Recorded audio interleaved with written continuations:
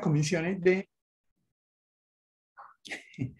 en las funciones de monitoreo de la comisión y nos habíamos quedado solo con los comunicados de prensa y las visitas, porque las visitas se suscitó todo el debate y las intervenciones de ustedes en torno a la visita de la comisión, la visita de trabajo a Colombia con motivo de las recientes protestas de abril de este año. Eso sucedía en abril y mayo de este año. Bien. Bueno, otra de las funciones de monitoreo de la comisión es hacer informes. La comisión hace informes por país, pero también hace informes temáticos. Perdón. Dame un segundo, yo cierro el volumen.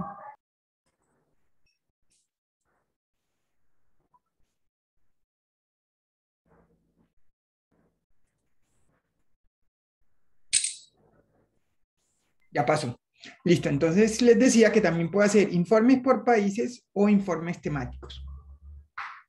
Los informes temáticos para aquellas personas que trabajan en temas de derechos humanos son muy útiles, porque los informes temáticos lo que hacen es recoger estándares en ciertas materias, y generalmente son materias como que son como punteras, es decir, materias que en ese momento suscitan mucha interés o discusión en temas de derechos humanos. Por ejemplo, los que trabajan en temas de derechos humanos saben que ahora el tema más importante o el que más discusiones plantea es lo del tema de derechos humanos y empresa, que se relaciona un poco con lo que ustedes discutían en torno a la visita de la comisión, que es las obligaciones que las empresas tienen en materia de derechos humanos. Porque hay toda una discusión, en principio, como yo les había explicado, los sujetos obligados en materia de derechos humanos, los sujetos internacionalmente obligados son los estados. Pero cada vez es más evidente el rol que cumplen las empresas, la importancia que tienen y el papel que tienen a veces o pueden tener las empresas en materia de violaciones de derechos humanos. Entonces eso ha suscitado toda una discusión en torno a si las empresas pueden ser internacionalmente responsables en materia de derechos humanos. Ningún tratado lo establece de ese modo. Lo que se han intentado es derivar algunas obligaciones que deben cumplir las empresas, pero que en principio la obligación principal sigue recayendo en los estados, que tienen esa obligación de fiscalizar, controlar y vigilar las empresas. ¿Qué tipo de empresas? Pues generalmente todas las empresas tienen obligaciones de derechos humanos, pero sobre todo las empresas que se relacionan con industrias extractivas, como las mineras, también algunas empresas transnacionales, etcétera, etcétera. Entonces, insisto, esto es solo un ejemplo dentro de muchos de los informes temáticos que tiene la comisión. Entonces, avanzan estos documentos que son informes que se pueden encontrar en la página web de la comisión. Uno los encuentra ahí, los puede bajar, los puede leer, y a través de esos informes uno puede actualizarse en esos estándares. Y como digamos en esas materias que, insisto, son generalmente materias de punta o materias muy novedosas. Luego viene, bueno, hay informes también, por ejemplo, sobre violencia y discriminación contra mujeres y niñas, hay otros sobre corrupción, bueno, hay muchísimos informes, la comisión es como muy activa produciendo estos informes, y la utilidad de estos informes es que avanzan en estándares en la materia, es decir, van desarrollando el alcance de las obligaciones estatales en cada una de estas materias, para quienes están interesados en este tipo de temas. Bueno, luego vienen las relatorías. Esencialmente, la relatoría es la idea de que el trabajo al interior de la comisión se divide por temas y por países. Y la relatoría se pone en la cabeza de un comisionado. Ese comisionado se ocupa, bien sea de un país o de un tema. Un país, por ejemplo, Colombia o Ecuador o Perú. Entonces, él es como él es el que está encargado de la situación de derechos humanos en ese país. Pero también puede ser un tema como personas afrodescendientes o pueblos indígenas, o mujeres, o niños y niñas, y entonces supone que ese comisionado también va a estar a cargo de ese tema en particular, al interior de la comisión. Entonces él es como el doliente de esa materia al interior de la comisión. Hay dos relatorías especiales, la Relatoría para la Libertad de Expresión, que se ocupa específicamente de libertad de expresión, que no está en cabeza de un comisionado, sino que está en cabeza de un relator especial, que es una persona muy reconocida y con competencia sobre la materia. Y hay una relatoría recientemente creada sobre derechos económicos, sociales y culturales que está en cabeza, bueno, el relator de libertad de expresión actualmente es colombiano, por ejemplo. Y la relatora de Derechos Económicos, Sociales y Culturales es uruguaya y está en cabeza de esa otra relatoría. Entonces, la relatoría generalmente se la asignan a los comisionados y son por países o por temas. Si hay dos relatorías temáticas que están en cabeza de relatores especiales, que no son comisionados, que es la de libertad de expresión y la relatoría de ESCA. Y se ocupan específicamente de todo lo que se relaciona con libertad de expresión. Por ejemplo, si llega un caso de libertad de expresión ante la Corte, generalmente lo va a litigar el comisionado de libertad de expresión y su equipo de trabajo, o la relatoría de ESCA. Entonces, si tiene un caso que tiene un componente de derechos económicos, sociales y culturales, generalmente lo va a participar en su litigio ante la Corte, por ejemplo, la relatora y su equipo de trabajo. Bien, luego vienen los informes, que la comisión presenta anualmente un informe de sus actividades durante el año.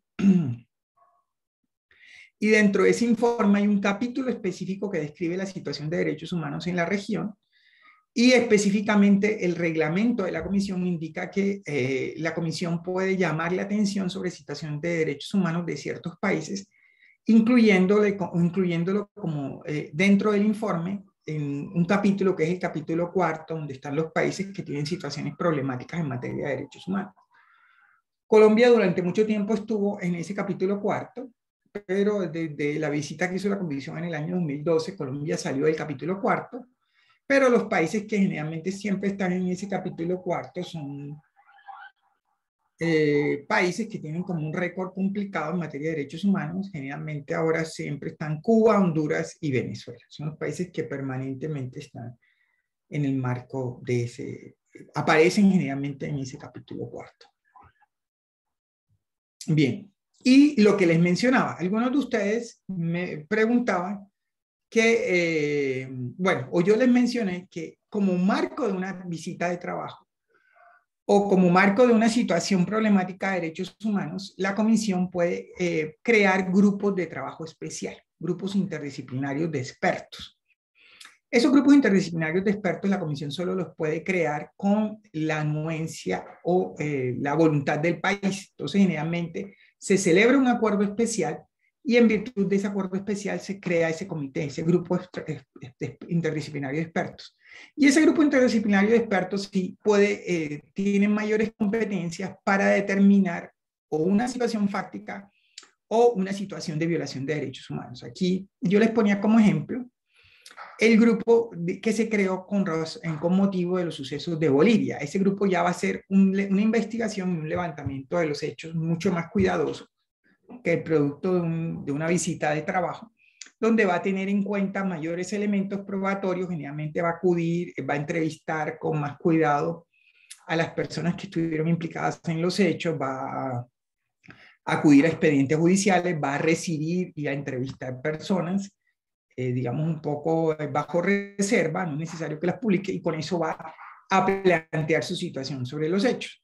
Yo les ponía como ejemplo el grupo interdisciplinario de expertos que acaba de rendir su informe sobre lo sucedido en Bolivia. Y les ponía como ejemplo de que en el trabajo de este grupo, por ejemplo, sí se hacía referencia específicamente a la actuación que habían tenido terceros durante los hechos que habían estado relacionados con el golpe de Estado y la violencia suscitada después del golpe de Estado contra Evo Morales. Entonces documentaba, por ejemplo, no solo la violencia por parte de agentes estatales, policía y ejército, sino también la eventual violencia por parte de terceros que no actúan con la quiesencia y colaboración del Estado o tolerancia, sino también de terceros que se habían levantado espontáneamente y documentaba los hechos producidos por esos terceros. Porque el mandato de estos grupos es más amplio y puede investigar más cosas. Sobre todo porque el mandato de estos grupos generalmente es especial y producto de un acuerdo celebrado con el Estado. Hasta ahora ha habido, esta es una práctica reciente de la Comisión. La Comisión está experimentando un poco con este mecanismo. Este mecanismo está copiado de las comisiones previstas en los tratados internacionales y en los protocolos adicionales para los órganos del sistema universal. Y es como una nueva experiencia que está haciendo la comisión en esta labor de monitoreo. Intentar ver, crear estos grupos de expertos y ver qué tan lejos puede llegar con cómo estos grupos de expertos pueden prestarle como una asesoría al Estado frente a situaciones sistemáticas de graves violaciones, sistemáticas generalizadas de graves violaciones. Bien, entonces esas serían como las labores de monitoreo. Pero la comisión también cumple unas funciones cuasi judiciales o cuasi jurisdiccionales, que en principio son dos.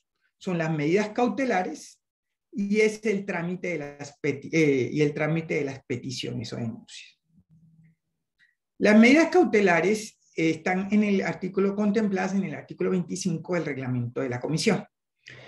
Las medidas cautelares han generado toda una discusión, porque las medidas cautelares no tienen base convencional, no están en un tratado de derechos humanos. La comisión ha entendido que se derivan de su competencia como órgano de promoción y protección de los derechos humanos dentro del sistema, pero no tienen, a diferencia de lo que ocurre con las medidas provisionales de la Corte, que vamos a ver más adelante, las medidas cautelares no tienen una base convencional, no están en un tratado de derechos humanos, no están en la convención. En esa medida, algunos países o algunos estados han cuestionado su vinculatoriedad y se rehúsan a cumplirlas, bajo el argumento de que no tienen base normativa, no tienen una base normativa y ellos no están obligados a cumplirla. El argumento de la comisión es que la obligatoriedad o el carácter vinculante de sus medidas cautelares se derivan del rol que tiene la comisión como órgano de promoción y protección de los derechos humanos ante el sistema. Les pongo un ejemplo, por ejemplo, Colombia de forma generalmente había entendido que las medidas cautelares de la comisión la vinculaban, pero por ejemplo en el caso Petro argumentó que no, bajo el argumento de que las medidas cautelares no tenían una base convencional y adicionalmente que el señor Petro tenía unas vías internas para seguir reclamando sus derechos y que en tercer lugar no estaba en riesgo la vida ni la integridad personal del señor Petro y que, y que Colombia solo cumplía medidas cautelares cuando estuvieran relacionadas con la vida y la integridad personal. Entonces, por todo ese conjunto de argumentos, por ejemplo, Colombia cuestionó que fueran vinculantes las medidas cautelares que la comisión había dictado en el caso Petro y no las cumplió. No las cumplió el gobierno, fíjense ustedes qué curioso, pero finalmente la primera decisión judicial por la cual el señor Petro fue reincorporado al cargo de alcalde fue por una decisión del Consejo Seccional de la Judicatura de, no me acuerdo si fue el de Bogotá o el de Cundinamarca, que mediante una acción de tutela ordenó cumplir las medidas cautelares que había dictado la comisión en favor del señor Petro. Entonces, así el Estado, el gobierno, hubiese alegado y hubiese en principio no aceptado el carácter vinculante de las medidas, un juez colombiano, mediante una acción de tutela, ordenó el cumplimiento de esas medidas cautelares de la comisión. Bien. ¿Cuáles son los requisitos para dictar una medida cautelar? En principio, perdón, voy a cerrar un momento el micrófono y voy a encerrarme más porque hay como mucho ruido exterior y eso me desconcentra.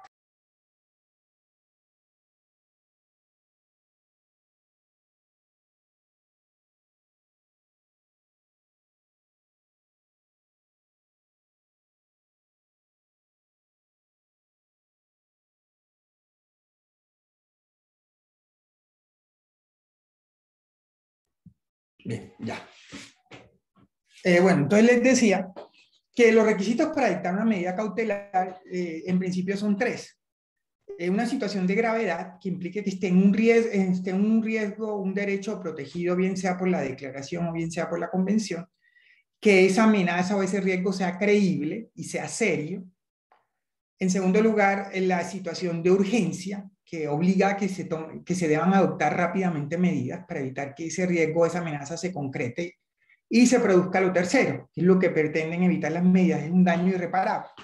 Entonces, la situación de gravedad implica la necesidad de que se adopten medidas urgentes para evitar que se concrete un daño irreparable en un derecho convencional o contenido en la declaración. Ay, la acabo de embarrar. Bien. Bien. Generalmente, las medidas cautelares de la comisión tienen relación, por ejemplo, con casos en que está en juego la vida, la salud o la integridad personal Entonces, lo típico es solicitar, por ejemplo, medidas cautelares. Fíjense ustedes, un ejemplo reciente, el gobernador de Magdalena. Si ustedes leen las noticias, saben que el gobernador de Magdalena se fue del país. Él alega que es porque está amenazado por un bloque, por un grupo de estos, una de estas bandas criminales que opera en Colombia, no sé cuál.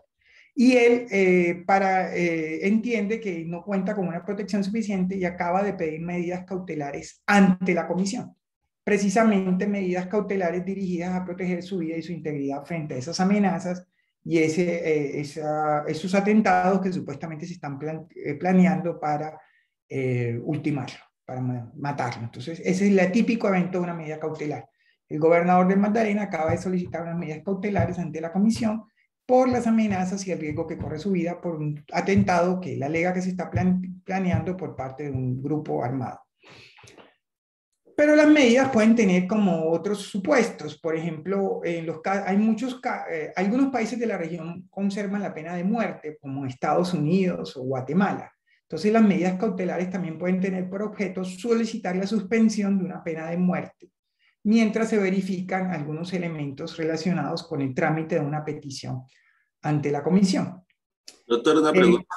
Qué pena. Sí, adelante. Doctor, usted habla del gobernador de Magdalena, que se dirigió a la Comisión Interamericana para pedir su protección, pero primero que todo tiene que agotar aquí todos los recursos aquí en Colombia. No. Para pedir una medida cautelar no se requiere agotar recursos internos.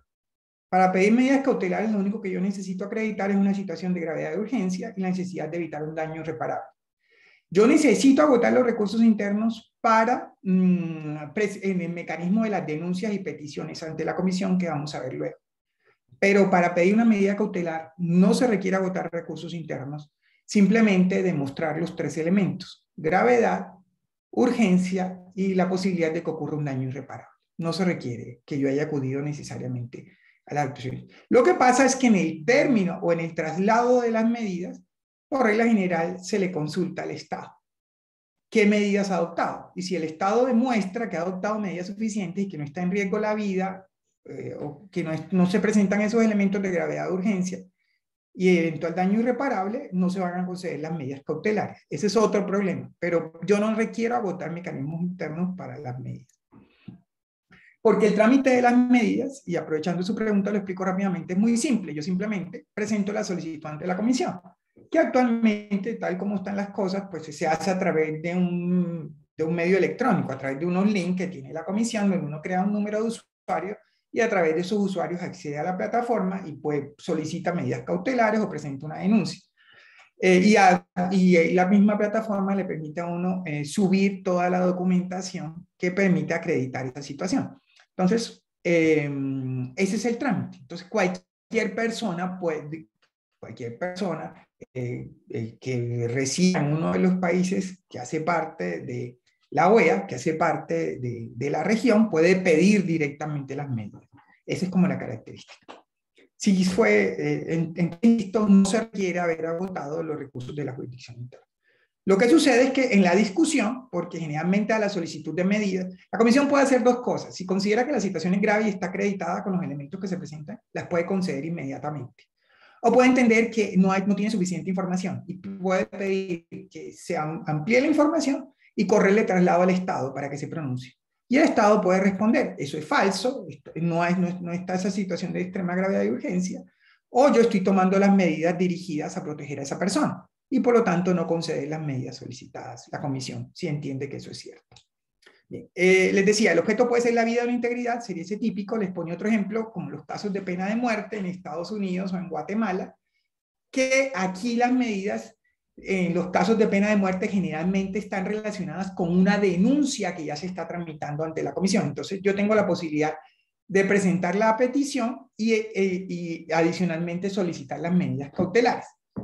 Insisto, eso no es necesario. Yo puedo pedir las medidas cautelares autónomamente y solo quedarme con las medidas, pero yo también puedo pedir las medidas cautelares en el marco de una petición. Entonces, y eso es algo que también hay que explicar, lo voy a explicar ya. Porque las medidas cautelares pueden tener un doble carácter. Pueden ser tutelares, dirigidas a proteger el derecho, o cautelares, que es cuando hay en curso un caso ante la comisión. Y en ese caso lo que persiguen las medidas es que la situación jurídica no se modifique, de tal forma que cuando la comisión decida, produzca el informe de fondo, ya no haya nada que proteger, haya carencia de objeto porque o se consumó el daño o ya no sería relevante su pronunciamiento.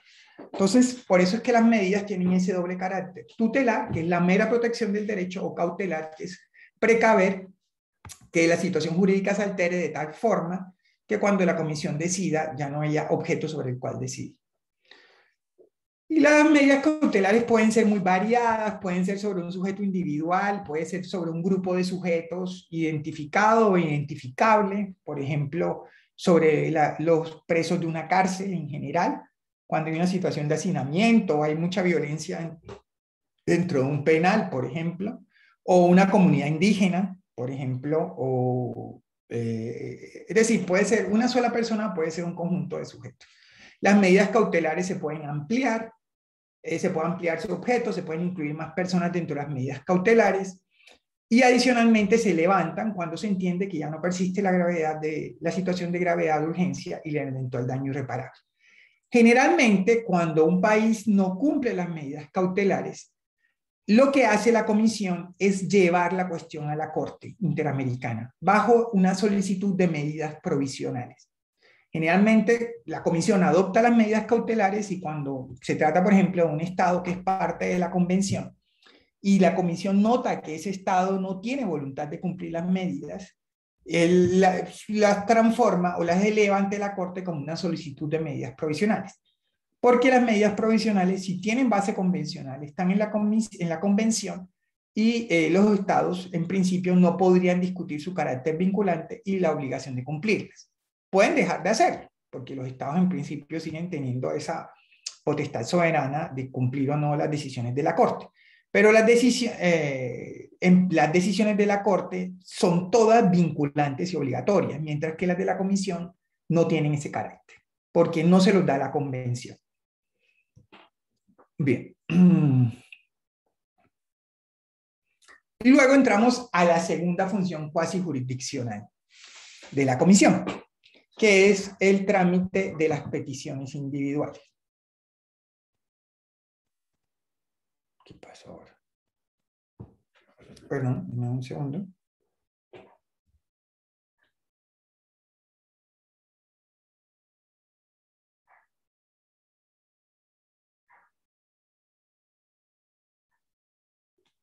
Qué tontería.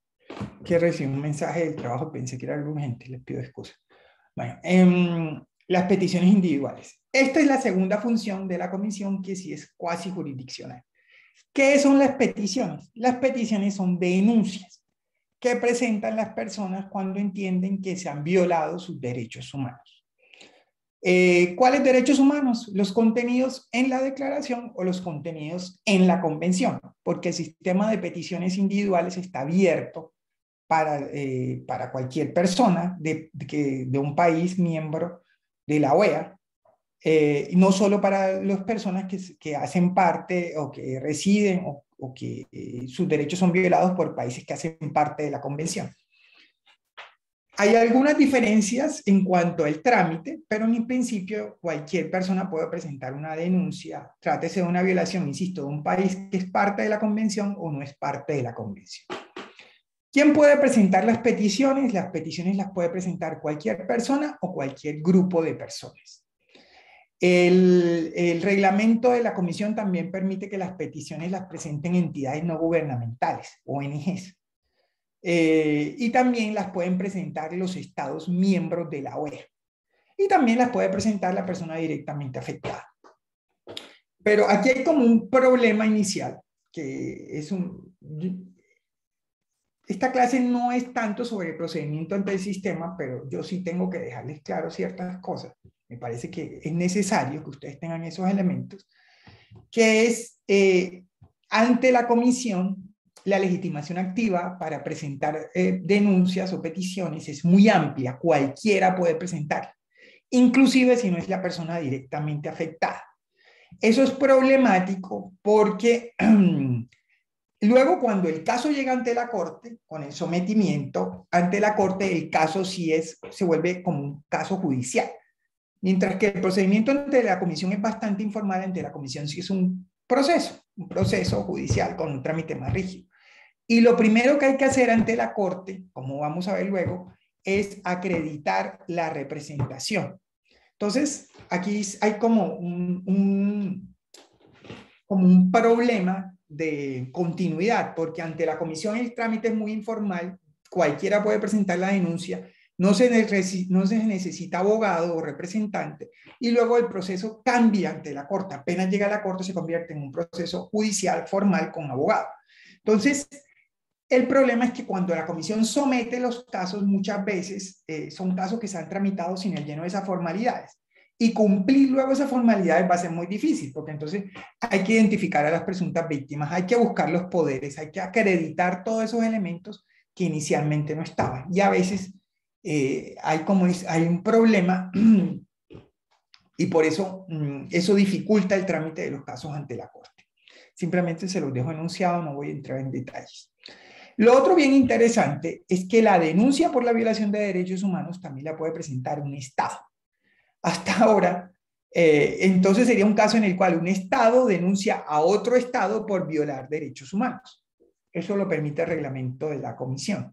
Hasta ahora, curiosamente, el único Estado que ha sido denunciado por otro Estado es Colombia y ha sido denunciado por Ecuador, específicamente por los hechos sucedidos en territorio ecuatoriano. No sé si ustedes recuerdan que un ex jefe militar de la FARC, un guerrillero de la FARC, fue ultimado en territorio ecuatoriano por una misión, por un operativo del Estado colombiano. Y en ese operativo, además, murieron varios ciudadanos ecuatorianos. Entonces, por esos hechos, Ecuador denunció a Colombia ante la Comisión por la violación de los derechos humanos que se habían producido contra los ciudadanos ecuatorianos. Entonces, también la denuncia la puede interponer un Estado. Bien.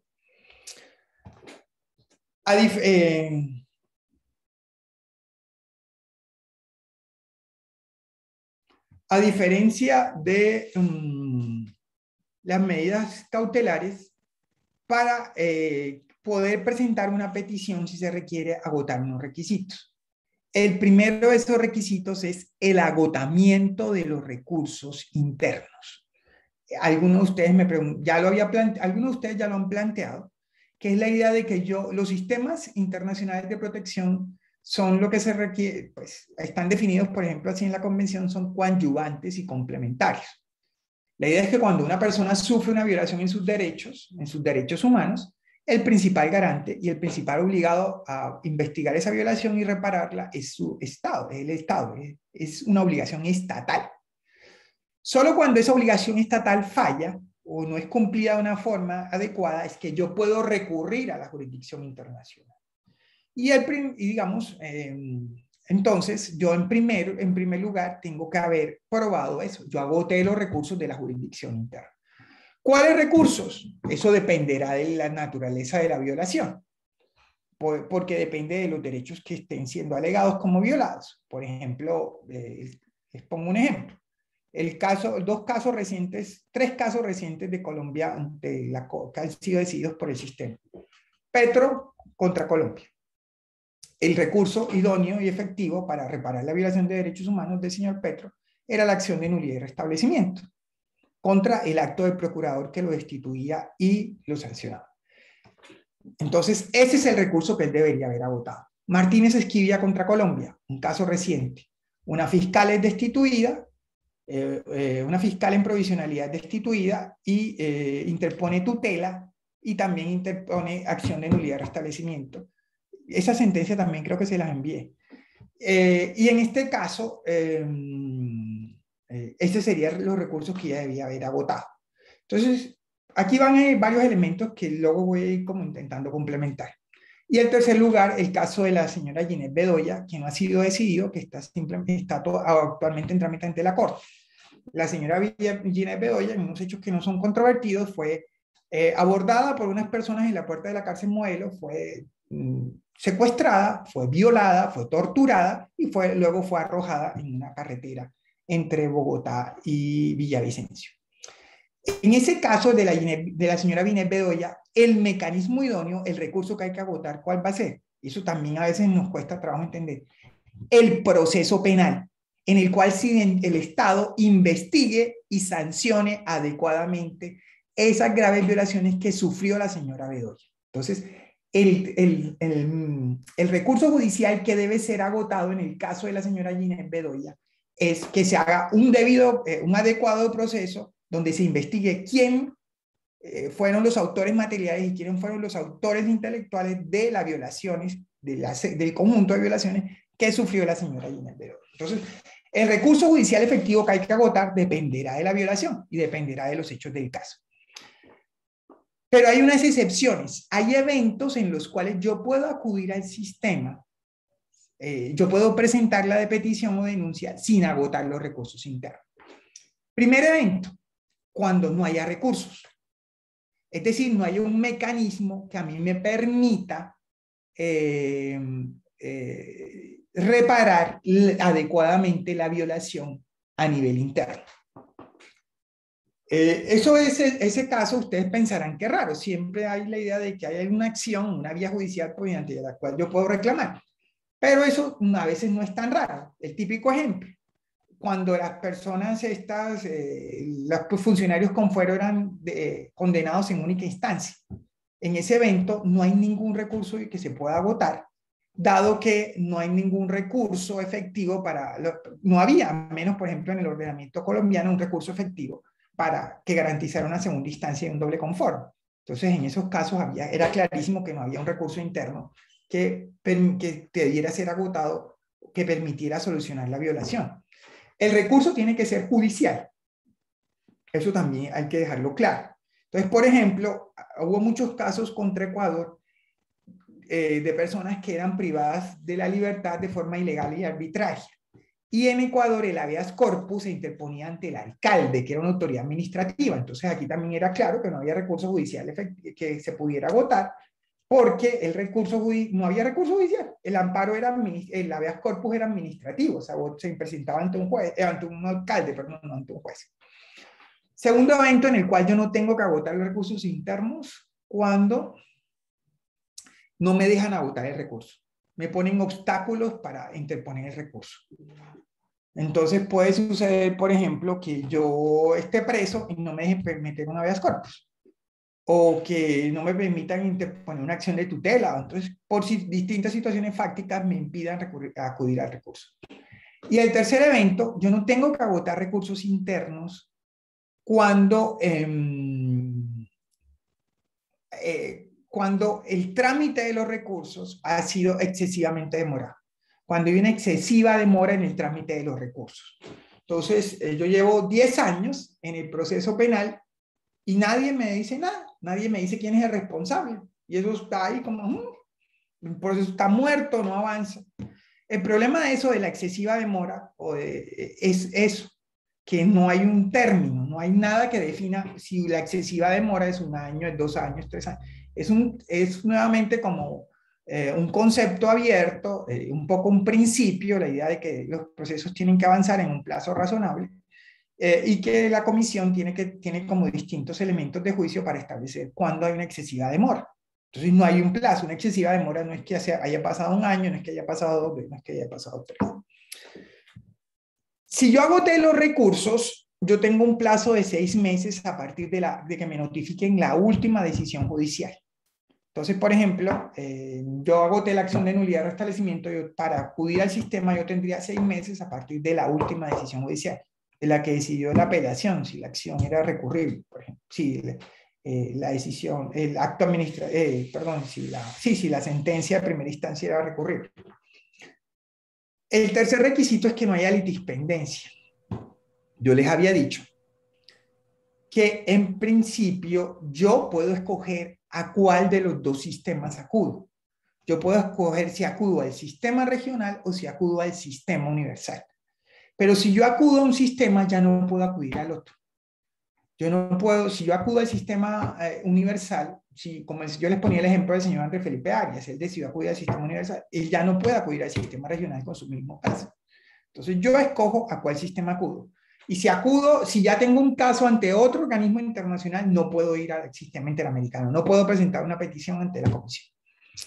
Y por último, como unos requisitos formales muy simples, yo tengo que poner el nombre de quién es el que presenta la denuncia, quién es mi nacionalidad, mi oficio, como unos datos formales que se llenan también en ese formato electrónico que yo envío a la comisión. Bien. Y luego, sí, adelante. La interrupción, pero es que no quiero dejar pasar por alto el espacio. Cuando estamos frente a procesos de restitución de tierras en el marco de la ley de víctimas y restitución de tierras, que pues es una norma de justicia transicional, sabemos que esos procesos son de única instancia y digamos, una vez se falla por parte del juzgado o del tribunal, dependiendo del que tenga la competencia, pues ese fallo quedaría en firme. Si bien algunos, digamos, usuarios que se han sentido afectados por esas decisiones han acudido a una revisión de la decisión, yo podría, digamos, interponer la petición ante la comisión inicialmente sin acudir a la revisión, en vista que ya no tengo otro recurso para poder hacer valer el derecho que se considera se ha vulnerado porque no se tiene la segunda instancia. Sí. A ver, esencialmente, y su pregunta es buena, por varias razones, como la mayoría de las que han formulado, es decir, todas han sido preguntas como muy pertinentes, pero sí me obliga a pronunciarme sobre algo que yo no me pronuncié, que es el tipo de recursos que yo debo agotar. En principio, si es un proceso como el que usted escribe, que es de única instancia, ya no habría que recursos que agotar, porque lo que la Corte ha insistido es que recursos extraordinarios como la casación y la revisión no es necesario agotarlos para acudir al sistema, porque se entiende que esos son recursos que no son ordinarios. Los únicos recursos que yo estaría obligado a agotar son los ordinarios. Ha habido un caso especial donde la Corte sí dijo que había que agotar recursos extraordinarios, pero es un caso muy especial. Es un caso contra Costa Rica, que es el caso Amran contra Costa Rica, Amran y otros, Manfred Amran y otros contra Costa Rica, donde Costa Rica tenía un problema, y es que Costa Rica en su sistema penal no tenía recurso de apelación. Costa Rica tenía primera instancia y casación, pero la casación era por unos motivos muy reducidos. Entonces, la gente que se terminaba condenada en primera instancia presentaba casación y generalmente no se la admitían. Costa Rica fue condenada en un caso del 2006 que se llama Barreto Ulloa contra Costa Rica por esa razón, por no tener apelación y no garantizar el 8.2H. Que el derecho a la segunda instancia y el doble conforme, que está en el artículo 8.2 numeral H de la Convención. Por eso yo digo 8.2H. ¿Qué pasó? Costa Rica creó un recurso especial de revisión, pensando, como yo ya perdí este caso ante la Corte, todo el mundo va a acudir al sistema para ganarme los casos. Entonces yo me voy a curar en salud, yo voy a crear un recurso especial. Mientras termino de implementar la apelación, yo voy a crear un recurso especial, lo voy a llamar revisión y voy a decir que todas aquellas personas que fueron condenadas y que no tuvieron segunda instancia tienen que interponer esa revisión. Si creen que sus derechos fueron violados. Entonces, en ese caso especialísimo contra Costa Rica, por la forma como había actuado el Estado, la Corte dijo, en este caso sí era necesario agotar esa revisión, porque ese fue el recurso que puso el Estado a disposición de las partes para subsanar la ausencia de la carencia de apelación. Entonces, ha sido el único caso donde la Corte ha dicho hay que agotar una revisión, pero insisto, es por las muy particulares circunstancias de ese caso. Por regla general, la regla es no hay que agotar revisión ni casación porque son recursos extraordinarios. Y hay otra regla también, que es, si yo tengo una pluralidad de recursos, si yo puedo alegar la violación ante las autoridades judiciales estatales por distintas vías, yo no tengo que agotarlas todas. Si el Estado me pone a mí en una pluralidad de recursos, yo tendría que agotar el que a mí me parezca más conveniente. Yo no tengo la carga de agotar todas las vías antes de acudir al Estado. Eso, por ejemplo, con el problema de la tutela contra providencias judiciales. Yo en principio me puedo quedar solo con las decisiones judiciales. Yo no tendría que agotar ni casación, ni revisión, ni poner una tutela contra providencias judiciales. Eso no implica que mucha gente sí lo haga. Mucha gente lo hace para revivir los términos. Como tienen solo un plazo de 6 meses para acudir al sistema, mucha gente, cuando ya se le murieron los términos, interpone esas acciones para revivir los términos y poder acudir al sistema. No sé, es que no pude identificar a la persona que me hacía la pregunta y no sé si con mi respuesta ya soluciono su cuestión. Sí, señor, gracias, Luis Fernando Patín. Muy bien. Y entonces con la respuesta que usted da, uno presumiría que, por ejemplo, el caso de Costa Rica, pues claro, el ordenamiento jurídico de Costa Rica ajustó su normativa a un requisito de procedibilidad como era la revisión. Por eso entonces la Corte se pronuncia que efectivamente para ese caso específico se debía acudir a la revisión. Claro. Sí, es un problema de que el Estado tiene que demostrar que los recursos eran disponibles, que los recursos judiciales eran disponibles. Y lo que hizo Costa Rica fue poner un recurso a disposición de las personas para evitar más condenas. Okay, muchas gracias. Sí. Porque, bueno, eso es otro asunto. El Estado, cuando responde a la petición, tiene que demostrar 3 cosas: que había recursos disponibles y que además los recursos eran idóneos y efectivos. Es decir, el recurso no puede ser meramente en el papel. El Estado tiene que demostrar que realmente sirve para reparar violaciones como las que se describen. Porque el hecho de que el recurso no le haya servido a esa persona no significa que el recurso no sea efectivo. Porque puede ser que esa persona no tuviera la razón, así de simple. Pero entonces el Estado tiene que demostrar 3 cosas para responder a ese alegato de falta de agotamiento, que es el recurso estaba disponible, era idóneo y era efectivo. Sí, adelante, Carlos Alberto. Doctor, es que habla mucho de derechos humanos, de temas de pronto también de medio ambiente o simplemente solamente de derechos humanos. Pero es que el medio ambiente es un derecho humano, Carlos Alberto. Sí, doctor, porque es que en los puntos que hemos hablado trata básicamente de derechos humanos, pero como tal el nombre de medio ambiente o delitos contra el medio ambiente no los veo mencionados. Y estaba leyendo y no se encuentran, no sé si de pronto estoy equivocado, pero no los tasa como nombre propio. De pronto por eso pregunto. Sobre el medio ambiente hay un tema, que es el que usted menciona, que es el problema del daño ambiental. Y quién es pero bueno, yo le pongo como 2 ejemplos. La Corte en el año 2017 o 2018, ya, mi memoria a veces me falla aunque sea cercana, sacó una opinión consultiva, que es la opinión consultiva 23, sobre qué se llama medio ambiente y derechos humanos. Y ahí la Corte dice lo que le acabo de decir: el medio ambiente es un derecho humano, y es un derecho humano protegido por la Convención a la luz del artículo 26. Y establece como cuáles son las principales obligaciones del Estado en materia de derechos humanos. Entonces, ahí se desarrollan los estándares del derecho humano al medio ambiente y los estándares de las obligaciones del Estado en relación con el medio ambiente. Y luego viene la discusión: bueno, pero yo puedo litigar ante el sistema por derechos humanos, y ya hay un caso, la Caona contra Argentina, que se produjo, que el fallo ese sí salió a principios del año pasado, a principios del 2020. La Caona contra Argentina era un caso de una comunidad indígena, bueno, un conjunto de comunidades indígenas.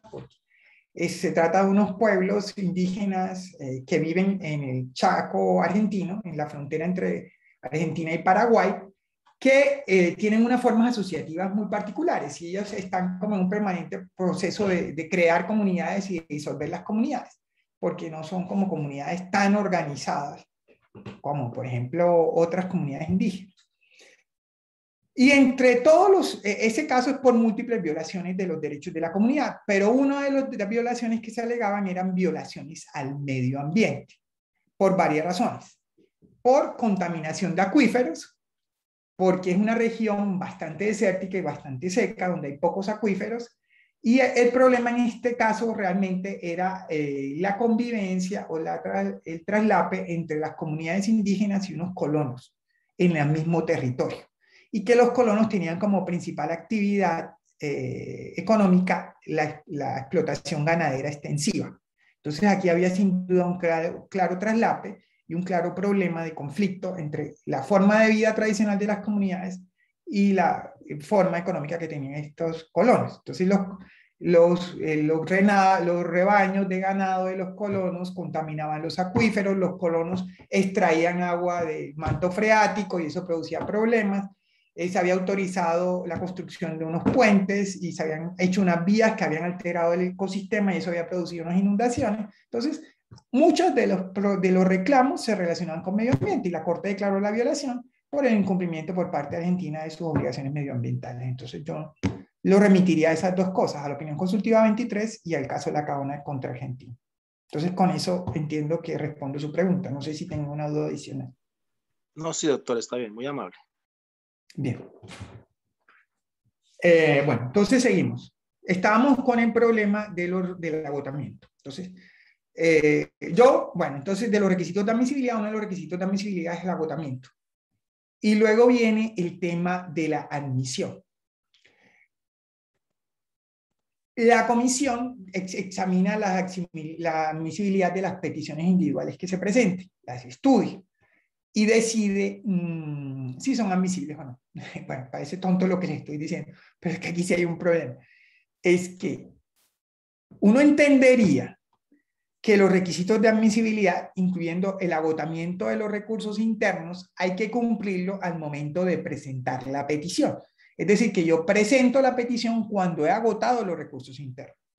Pero en la práctica, realmente la comisión va a examinar el agotamiento de los recursos internos al momento en que decide la admisibilidad, en el informe de admisibilidad. Y ustedes dirán, bueno, pero ¿qué tiene eso de raro? Es que entre que yo presente la petición y estudien la admisibilidad, generalmente van a pasar varios años. Porque uno de los gravísimos problemas que tiene el sistema, que a mi juicio es el que más mina su... Por eso es que mucha gente prefiere acudir al sistema universal que al sistema interamericano, porque el sistema interamericano tiene unos tiempos larguísimos. Yo no sé si les mandé entre la bibliografía para esta clase un artículo de Dulitsky, de Ariel Dulitsky, que fue comisionado, que se llama Muy poco y muy tarde, donde él se enfoca su artículo en el problema de la demora de los casos ante la comisión. Porque la verdad es que la demora en el sistema está ante la comisión, no está ante la Corte. La Corte resuelve sus casos entre 18, el promedio de un caso ante la Corte el año pasado estuvo en 18 meses.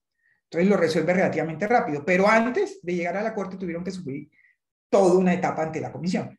Y a Dulitsky en este estudio que hizo en el 2015, que es un estudio muy completo y muy riguroso, demostró que el promedio de un caso ante la comisión era más de 8 años. Entonces, 8 años ante la comisión. Y si uno va ante la Corte, súmele 2 años más. Entonces, un caso, por muy poco que tarde, va a ser 10 años. Eso es mucho tiempo. Entonces, ¿qué hace la gente? La gente, sabiendo que la comisión se demora tanto en admitir los casos, lo que hace es presentar la petición, inmediatamente ocurre la violación. Contando con que cuando la comisión vaya a decir la admisibilidad, ya ha pasado un plazo para agotar los recursos internos. Entonces, juegan con ese tiempo para que al menos el caso comience a avanzar ante el sistema y no tener que esperarse todo el tiempo para luego sí poder acudir ante el sistema. No sé si fui claro, pero entonces lo importante es que los requisitos de admisibilidad no se verifican cuando yo entrego la petición, se verifican cuando se decide la admisibilidad y ese momento siempre es mucho después. A veces es 10 años después, la comisión tiene unos tiempos bien complicados a veces. Y si la comisión entiende que no se cumplieron los anteriores requisitos, pues no admite la comisión, no admite la petición. Y ya como para concluir el trámite ante la comisión, aquí yo en este cuadro, yo les voy a mandar estas diapositivas, estas presentaciones para que Yalimar se las haga llegar. Entonces yo cuando acabe la clase las chequeo porque a veces noto errores y se las reenvío para que ya se las haga llegar. Entonces este es como el trámite de las peticiones. Entonces yo presento la petición. Lo primero que va a hacer la comisión es acusar recibo. eso no es admitirla, simplemente es un correo donde dice recibí la petición y voy a iniciar la fase de revisión inicial. Entonces, en esa revisión inicial, la comisión lo que va a verificar es que estén los datos completos. Si entiende que no hay información suficiente, va a pedir que se mande más información, etcétera, etcétera. Y de esa revisión inicial, la comisión puede decidir no dar trámite. Cuando entiende, por ejemplo, que es manifiestamente infundada la solicitud, que los hechos no son como muy veraces, etcétera, etcétera. Si decide dar trámite, va a informar al Estado, va a comunicárselo al Estado para que el Estado rinda su primer informe, para que el Estado dé su versión de los hechos, diga, esto fue lo que pasó. Luego de que la comisión da trámite y pide ese primer informe, según el reglamento de la comisión, el Estado tendría 4 meses para presentar ese primer informe y ese término es improrrogable, pero eso nunca pasa en la realidad. A veces solo en este estudio inicial, como ya les dije, pasan años. 3, 4, ¿no? Entonces, y por eso yo insisto, a mi juicio, el mayor problema del sistema es estas demoras en este trámite, porque eso mina mucho la legitimidad y credibilidad de los órganos del sistema. Si la comisión decide dar trámite, comienza la fase de admisibilidad. Se estudia su admisibilidad y se le pide una información adicional al peticionario y al Estado. Entonces aquí ya van 2 informes más. Y con eso finalmente, mediante un informe que se llama informe de admisibilidad, decide que es admisible. Ese informe de admisibilidad es un informe totalmente preliminar, donde para lo único que resulta relevante, y últimamente también esa es toda una discusión, es para fijar el marco fáctico del caso. Porque uno entendería que los hechos que no son admitidos en este informe de admisibilidad, la comisión hace 3 cosas. Narra lo que dijo el peticionario, narra lo que dijo el Estado, determina más o menos cuáles son los hechos del caso y los califica jurídicamente, da la calificación jurídica y decide si es admisible o no. Eso es lo que hace en ese informe de admisibilidad. ¿Qué se ha entendido? Que lo único relevante de ese informe es los hechos, porque si la comisión inadmite hechos aquí, luego ya no podría admitirlos, y la decisión de admitir. Porque la calificación jurídica se entiende que es preliminar o provisional. La comisión luego puede variar la calificación jurídica de los hechos en el informe de fondo. Luego se inicia, una vez la comisión admite y pide el informe de admisibilidad, está obligada a ponerse a disposición del Estado y del peticionario para que lleguen a una solución amistosa. Entonces aquí entra todo un procedimiento de solución amistosa donde es como una conciliación obligatoria. Entonces las partes tienen que intentar conciliar. Bueno, no es obligatorio conciliar, es obligatorio ponerse a disposición de las partes para que lleguen para que lleguen al acuerdo. Pero si las partes no están interesadas, simplemente no dicen, no, yo no estoy interesado, y sigue entonces a la etapa de fondo. En la etapa de fondo, la comisión va a volver a pedir a las partes que presenten un informe sobre cómo está la situación en este momento, al Estado y al peticionario, y con eso examina la cuestión, puede pedir pruebas adicionales, puede hacer audiencias para oírlas, para oír a las partes, y finalmente produce lo que se llama el informe de fondo.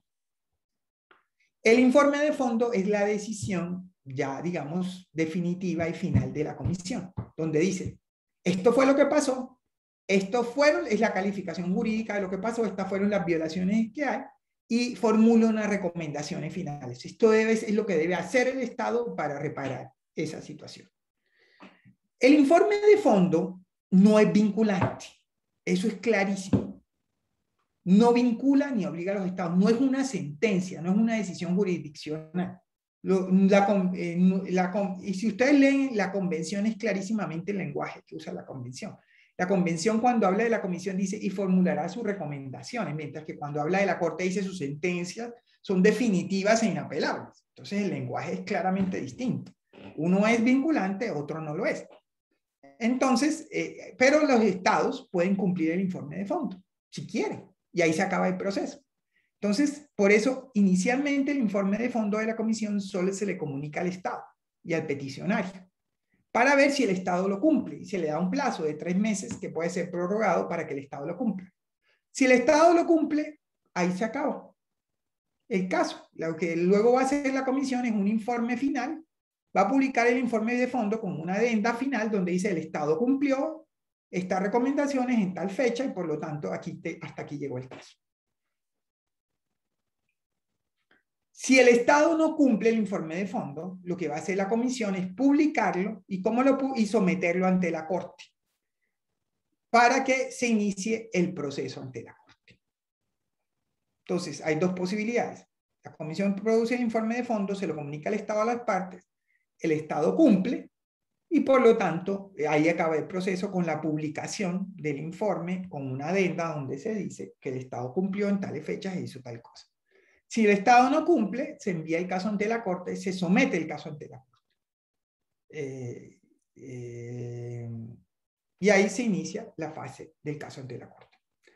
Bueno, con esto yo terminaría todo lo que tiene que ver con la comisión, entonces aquí sería como el momento para que ustedes me pregunten cosas porque vamos me dicen que la señal está mala. Espero que se haya solucionado y hayan oído todo. Me piden que repita los requisitos de las medidas cautelares. Bueno, entonces los requisitos son gravedad, urgencia y la necesidad de evitar un daño irreparable. Gravedad, que haya una amenaza o un riesgo serio y creíble a un derecho protegido por la Convención o por la Declaración y que sea de entidad, es decir, que sea una grave afectación de ese derecho. Urgencia, que haya que adoptar medidas de carácter inmediato para... ¿Por qué? Porque si no se adoptan se produce un daño irreparable, un daño que no puede ser revertido. Bueno, estoy respondiendo a lo que me han dicho en el chat y a lo que me dicen en preguntas y respuestas.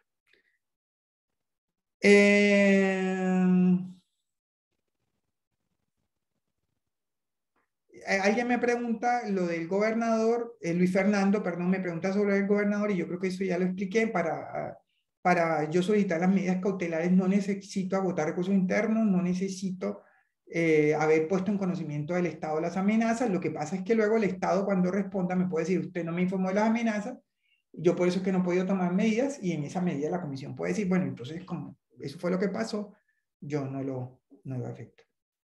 Me vuelven a preguntar los requisitos de las medidas cautelares, insisto, gravedad, urgencia y necesidad de evitar un daño irreparable, son 3. Bueno, los otros comentarios son de que si me oye, entonces que no hay como problemas con la comunicación. Y con preguntas y respuestas. Bueno, Carlos me había preguntado lo de medio ambiente, si le pido excusas, yo no había respondido su pregunta porque fue en medio de toda la discusión que se presentó en relación con el informe de la comisión, etcétera, etcétera.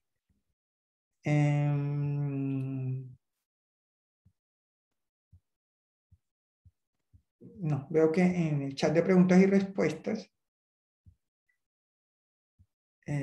sí, los últimos comentarios que hay son con las discusiones que tuvimos por el caso de la protesta y la visita de la comisión, aunque veo que hay una última pregunta que se me escapó. Espérense un segundo.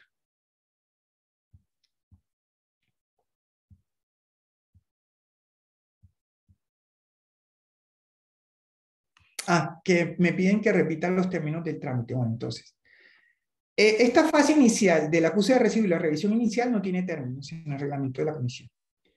Si se decide dar trámite, si hay un término, porque cuando se da trámite se le pide un informe al Estado y el término para que el Estado responda es de 3 meses. Según el reglamento de la comisión se puede prorrogar por otros 4 meses, pero en la realidad eso nunca se cumple. Muchas veces solo en esta fase del estudio inicial y la decisión de dar trámite pasan años. Luego vendría el estudio de admisibilidad. Fíjense que hay un término para que el Estado presente el informe, no hay un término para que la comisión decida la admisibilidad. En el reglamento no está. Entonces, la comisión, cuando el Estado recibe el informe, decidirá la admisibilidad, no hay un plazo para que lo decida. Pero una vez publica el informe de admisibilidad, tiene que, por un lado, ponerse a disposición de las partes, para que esas partes lleguen a un acuerdo de solución amistosa. Esto tampoco tiene término. En el reglamento de la comisión no se fija un término para que se llegue al acuerdo de solución amistosa. En general, lo que hace la comisión es poner sus buenos oficios, pedirle a las partes, decirle, bueno, yo las puedo ayudar, lleguen a un acuerdo, y solo se entenderá que el acuerdo está fracasado cuando las partes manifiestan que no hay esa voluntad. Si el acuerdo está fracasado, se inicia la etapa de fondo. Y ahí nuevamente hay un término de 3 meses para que cada una de las partes presente un informe. Pero no hay un plazo para emitir el informe. Entonces, por eso también es que la comisión se puede tomar más tiempo de esos 3 meses para emitir el informe. Y luego, bueno, ya viene el informe de fondo y los 3 meses que se dan al Estado inicialmente para que cumpla, los cuales pueden ser prorrogados. Según el reglamento de la comisión, puede ser objeto hasta de 3 prórrogas sucesivas, pero si la comisión ve que el Estado realmente tiene una voluntad de cumplir, va a preferir esperar y esperar y esperar y dar más plazos antes que enviar el caso ante la Corte. Va a dar prórrogas por más tiempo. Bueno, eso eran como las últimas preguntas. Entiendo que yo ya no hay más preguntas.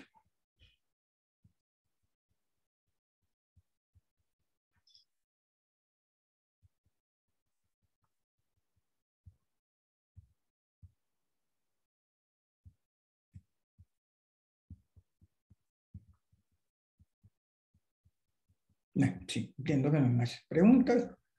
Entonces, no siendo más la cuestión, ya vamos a pasar al tema de la Corte. Entonces, voy a tomar... Yo tengo una pregunta. Sí, adelante, Luis Fernando. Gracias. Digamos, frente a las decisiones que adopta la Corte, ¿hay alguna, digamos, algún organismo que regule esas medidas o a la vez que permita, por ejemplo, hacer algún tipo de modificación precisamente a este tema de los términos con el fin de hacer más céleres las decisiones o las digamos, que ha de tomar la misma Corte? Recuerde que estamos hablando de la comisión, Luis Fernando. Entonces... Disculpe, sí, de la comisión. Sí, pero ¿me podría repetir la pregunta? Es que me perdí un poco. Sí, digamos, como usted lo ha planteado, no hay unos términos establecidos en los trámites que adopta la comisión cuando le da, digamos, trámite alguna petición. ¿Hay algún organismo que pueda de pronto modificar o modular esos términos con el fin de hacer más breve las decisiones que ha de adoptar la comisión en el estudio de esas peticiones? Sí, la verdad es que el único organismo que lo puede hacer es la propia comisión, porque la comisión es un órgano autónomo e independiente. Eso también hay que dejarlo claro. La comisión no depende de la Corte. La Corte no es una segunda instancia de la comisión. Entonces, no. En principio, la única que puede modificar su reglamento es la comisión.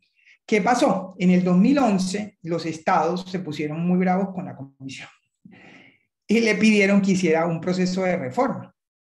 Entonces la comisión tuvo que modificar su reglamento. Lo modificó 2 veces, en 2011 y 2013. Porque en definitiva, estos órganos sí responden a la presión de los estados. Y hubo como mucha presión de los estados con varios alegatos. En ese momento, digamos, la discusión la planteó Venezuela y Ecuador, que se sentían maltratados por la comisión. Y se unieron varios estados. Se le dijo, por ejemplo, a la comisión que no tenía criterios claros de priorización de los casos, que habían casos que se demoraban 1 año todo este trámite y otros que llevaban 20 años. Entonces la comisión tuvo que comprometerse a modificar su reglamento. Y una de las reglas que puso es que iba a tramitar los casos en orden cronológico y que solo excepcionalmente se iba a saltar el orden de llegada, el trámite por el orden de llegada. Puso estos plazos que le estoy diciendo no estaban.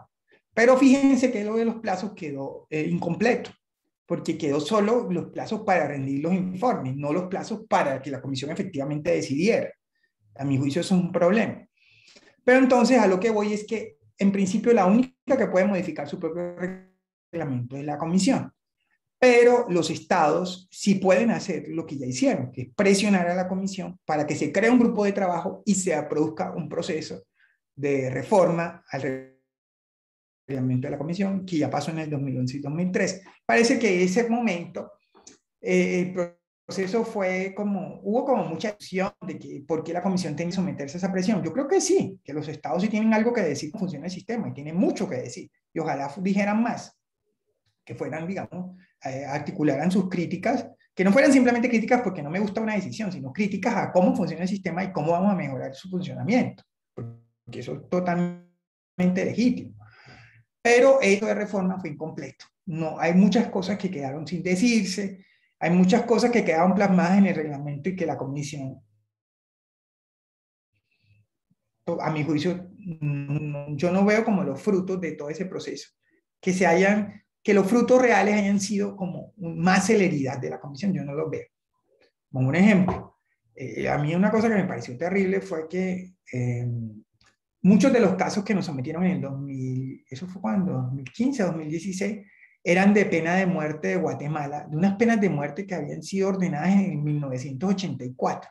Entonces yo, entre 1984 y 1990, entonces yo en el 2015 someto a la Corte casos de pena de muerte que pasaron hace 25 años.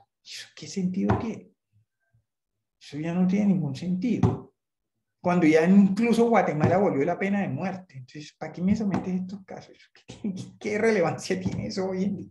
Claro, son situaciones graves, violaciones de derechos humanos, muy complicadas y que esa es la relevancia, pero para lo que está pasando hoy en día, eso ya no es un problema en la medida en que ya Guatemala ya ni siquiera tiene pena de muerte. Entonces, esos problemas, puede cambiar esos plazos y adquirir esos compromisos en la propia comisión. Ya hubo un proceso en el que tuvo que responder a las presiones de los estados. Dijeron, comisión, siéntese, reflexione, nombre un grupo de trabajo y modifique su reglamento. Y yo creo que esos procesos son útiles en la medida que mejoren y perfeccionen el funcionamiento del sistema. Bien, no sé si respondí su pregunta, Luis Fernando. Sí, claro, entonces, señor. Muchas gracias. Bien.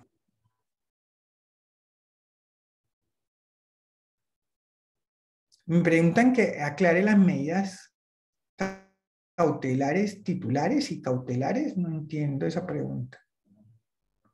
Sí, Paola, efectivamente usted tiene razón. Si el Estado cumple, no se publica y se queda así, y si no se cumple, se publica y se somete ante la Corte. Generalmente se entiende que la Comisión publica cuando hace público el informe de fondo, y ese informe, y lo hace público al enviarlo a la Corte y colgarlo en su página web. Bien, sí, muy bien, sí, Paola, usted tiene razón. Y hay una pregunta que realmente no entendí, que es la que formula Elizabeth. Si quiere, si me la puede preguntar de forma verbal para ver si la entiendo mejor. O si no, pues pasamos al siguiente tema. O mientras yo voy adecuando eso, si Elizabeth se anima, me puede ir formulando la pregunta. Esto es como un poco el cuadro del atraso estructural de la comisión, pero ya se los he dicho de mil formas distintas, entonces no creo necesario volver a ese punto que es tan, a mi juicio, es tan problemático. Entonces, para la Corte voy a usar otra presentación.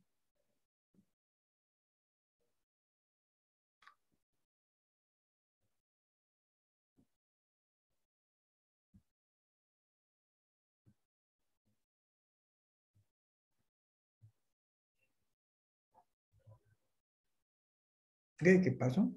¿Por qué no me abre? ¿Por qué no aparece?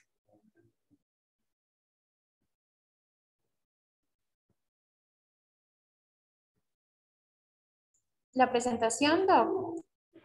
Sí, no, pero es un error mío, no se preocupe. No se preocupe. Ya, Alemán, es mi problema.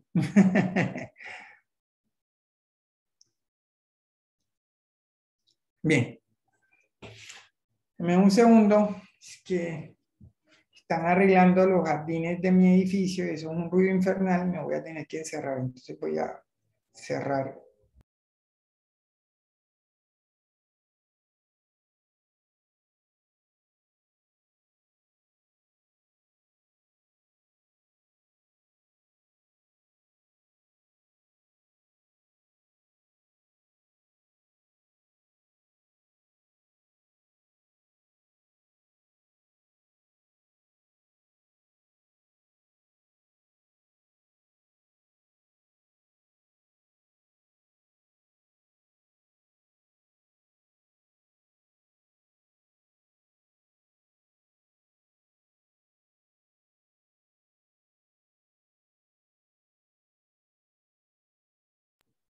Bien. Hice lo que pude, pero parece que no me puedo aislar del todo. Entonces, vamos a entrar entonces con el examen de la Corte.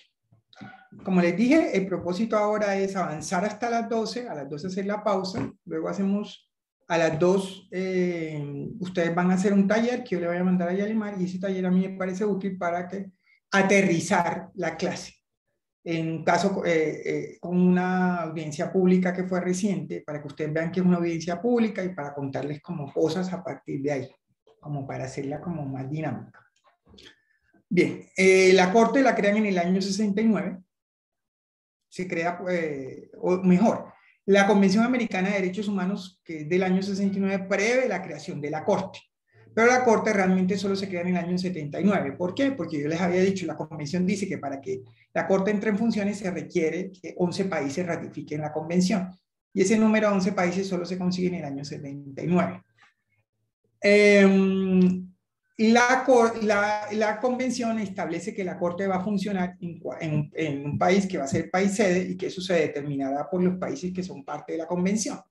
El país que se ofreció a ser país sede, que hizo como todo el lobby y que finalmente convenció a todos los otros estados, fue Costa Rica. Y por eso es que la sede de la Corte está en San José. La Corte está integrada por 7 jueces, que no son jueces permanentes, son jueces transitorios, como los comisionados, y lo permanente de la Corte es la Secretaría.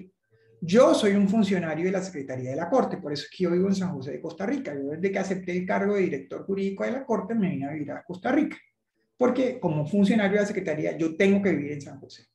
Mientras que los jueces no, los jueces viven en sus países. Ahora que hay pandemia, trabajan desde sus países en los periodos de sesiones, y cuando no hay pandemia ellos solo vienen a San José a sesionar. Ellos no viven en San José y no son permanentemente jueces de la Corte. Y eso también lleva un poco como a la distribución y organización de la Corte. No es que cada juez tenga su despacho con abogados, no, los abogados dependen de secretaría, dependen de mí, y yo soy el que organizo el trabajo y reviso el trabajo de todos los abogados de la Corte. La Corte es un tribunal, entonces la Corte no es como la Comisión. Yo les había dicho, la Comisión no es un tribunal, la Corte sí lo es. En esa medida, la Corte es el típico tribunal en cuanto a las funciones que ejerce. No es típico en la medida que sus jueces no son permanentes, y todo lo que les acabo de decir es raro, pero como sus funciones sí son las típicas de un órgano judicial, son las típicas de un tribunal. Y la Corte, también hay que tenerlo en cuenta, la Corte no es un órgano de la OEA. La Corte es un órgano creado por la Convención, es un tribunal creado por la Convención. Nosotros tenemos mucha relación con la OEA, sin duda, y estamos en permanente comunicación con la OEA. Pero a diferencia de la Comisión, que es un órgano de la OEA, la Corte no lo es. Y por eso es un órgano más independiente y autónomo judicial y que creado por el tratado. Bien. Y el conjunto de disposiciones que regulan la manera como la Corte ejerce sus competencias es la Convención, luego el Estatuto de la Corte y luego el Reglamento de la Corte. Esos son los 3 instrumentos básicos. Esta es la composición actual de la Corte. Como les había dicho, a diferencia de la Comisión, la Corte es una institución mucho más formal, es una institución judicial. Y fíjense, la composición es mayoritariamente masculina, hombres, y solo hay una mujer. Eso también ha sido muy criticado, la escasa presencia femenina en la Corte, que hay como todo un movimiento para que sean incorporadas más juezas, que haya más juezas y que haya más diversidad y pluralidad en la Corte, porque actualmente su composición es poco diversa, realmente es muy homogénea. Hay un juez colombiano que es el juez Sierra Porto, que fue magistrado de la Corte Constitucional, y bueno, los otros jueces son el juez Zaffaroni, que fue juez de la Corte Suprema de Argentina y es muy conocido, un penalista muy conocido, el juez Ferrer, que es un académico mexicano muy conocido también, el juez Pérez Manrique, que fue juez de la Corte Suprema de Uruguay, el juez Bío, que fue viceministro de Relaciones Exteriores de Chile y además tiene toda una carrera como en el sector diplomático en la Cancillería chilena. la jueza Odio Benito, que es la actual presidenta, que todos es bastante conocida porque fue jueza de la Corte Penal Internacional, del Tribunal de la Antigua Yugoslavia, y además tiene una carrera pública muy conocida aquí en Costa Rica, y el juez Pazmiño, que es vicepresidente, que es ecuatoriano y que fue magistrado y presidente de la Corte Constitucional del Ecuador. Entonces, fíjense todos, la mayoría son ex jueces o jueces de tribunales nacionales, o de cortes internacionales. Entonces, sí tienen una formación muy jurídica y muy de tribunales, muy de cortes. Bien, los jueces tienen que ser nacionales de cualquier estado de la OEA. Los nominan los estados y se eligen en el marco de la asamblea, pero solo los eligen los estados parte de la convención. Tienen un mandato de 6 años, pueden ser renovados por 6 años. Es decir, entre el periodo inicial y la renovación pueden durar hasta 12 años en la Corte. No tienen un salario fijo porque no son jueces permanentes, ganan emolumentos y viáticos cuando están en sesiones. Y actualmente se va a producir una gran renovación de la Corte. Va a ser la primera vez que la Corte se renueva de esa forma. Eso va a ser como un impacto muy fuerte. Porque la Corte se renueva por 3 jueces y 4 jueces. Es decir, no se renueva toda como... Incluso, eso es mejor que ciertos tribunales como la Corte Constitucional Colombiana que cambian 7 jueces casi simultáneamente, no aquí. Pero en todo caso va a ser un alto impacto porque van a salir 4 jueces. Va a salir el juez Pazmiño, la jueza Odio, el juez Zaffaroni y el juez Billo, y van a entrar 4 jueces nuevos. La elección va a ser en noviembre, también en el marco de la Asamblea General de este año, que va a ser en Guatemala. Y la idea es que se va a producir esa salida de los jueces. Vamos a ver qué pasa.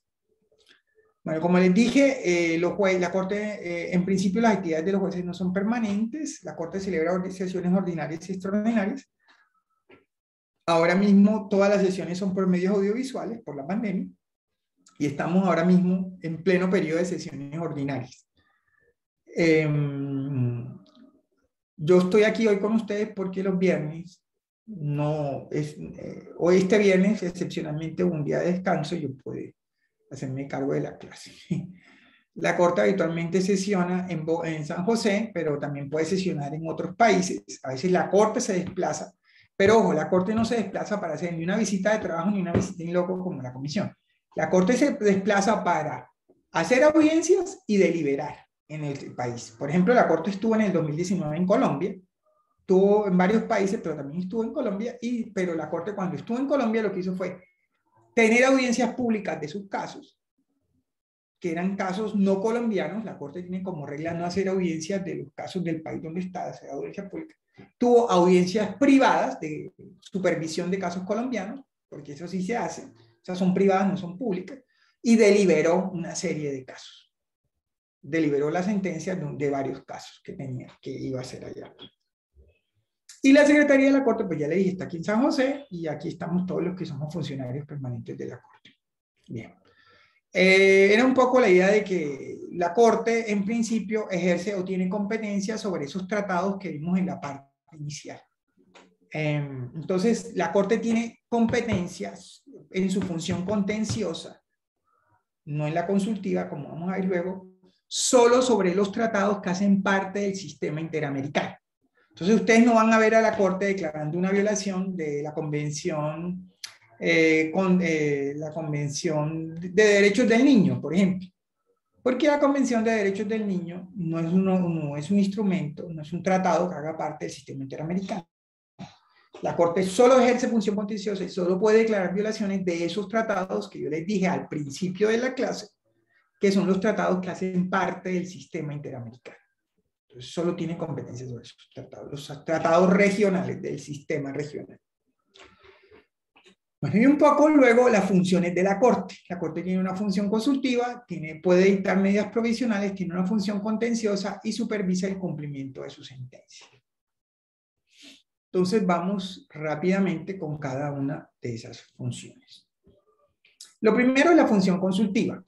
Si ustedes se dan cuenta, o si ustedes recuerdan, están siguiendo la clase, hace un momento Carlos me preguntaba sobre el medio ambiente. Y yo le dije, vea Carlos, sobre el medio ambiente, la Corte sí se ha pronunciado. Y, por ejemplo, tiene la opinión consultiva 23, donde dijo el medio ambiente es un derecho humano.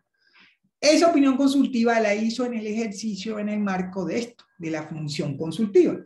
¿Qué es la función consultiva de la Corte? En términos como muy coloquiales y muy fáciles de digerir. Es que a la Corte le pueden preguntar cosas y la Corte responde formalmente mediante una opinión. Dice, yo opino que la respuesta a lo que usted me preguntó es esto. Es como absolver una consulta. Como recuerden, el derecho de petición en Colombia, que también puede ser ejercido para presentar consultas, y yo respondo en el marco de esa consulta. Pero la idea es que la Corte responde con autoridad, porque la Corte es un tribunal, y un tribunal que tiene esa función de interpretar los alcances de tratados de derecho.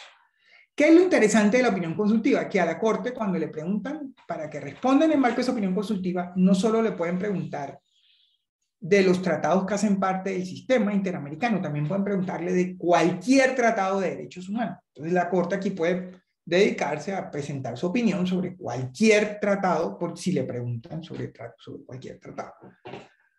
¿Quiénes le pueden preguntar a la Corte? Entonces, lo que le pueden preguntar a la Corte son los estados. Por ejemplo, la opinión consultiva 23 sobre el medio ambiente es respuesta a unas preguntas que formuló Colombia.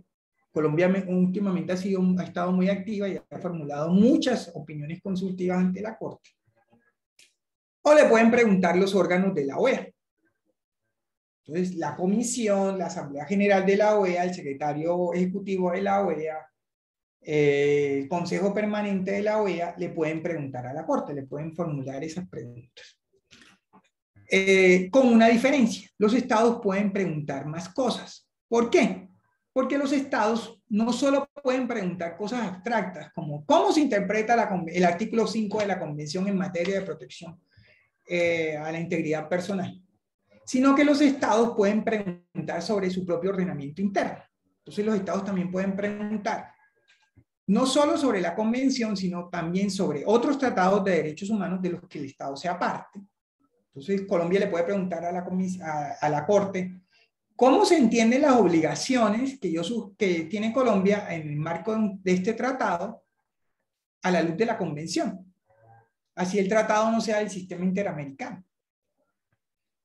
Y pueden preguntar también sobre si su ordenamiento interno es compatible o no con la Convención. Entonces, los estados también pueden preguntar. Corte, la regulación interna, mi ordenamiento interno en relación con este derecho, ¿se ajusta a la Convención? ¿O se ajusta a mis obligaciones internacionales en la materia? Entonces los estados pueden preguntar más cosas.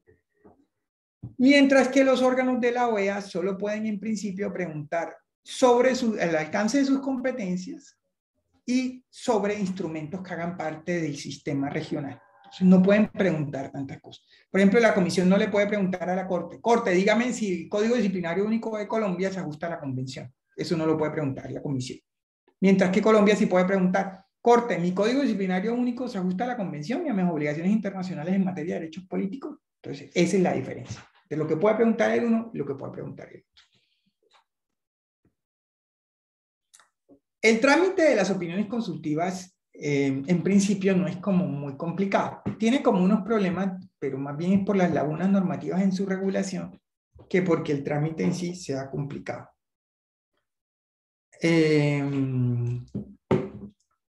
¿Por qué? Porque en principio la idea es que se presenta la solicitud, la Corte revisa unas cosas como muy formales, que quién formuló la solicitud, si era una persona que representara al Estado, era un agente del Estado, si era una persona que representara a la Comisión, que las preguntas estén claras, que se diga qué es lo que se pide interpretar, que haya como una motivación, que el Estado motive por qué hace esas consultas, etcétera, etcétera. Y que si la pregunta la formula un órgano de la OEA, que explique un poco por qué está preguntando y si eso se relaciona con sus competencias. Entonces, eso es como una verificación inicial. Esto no es un estudio de admisibilidad, sino una verificación inicial formal que hace la Corte.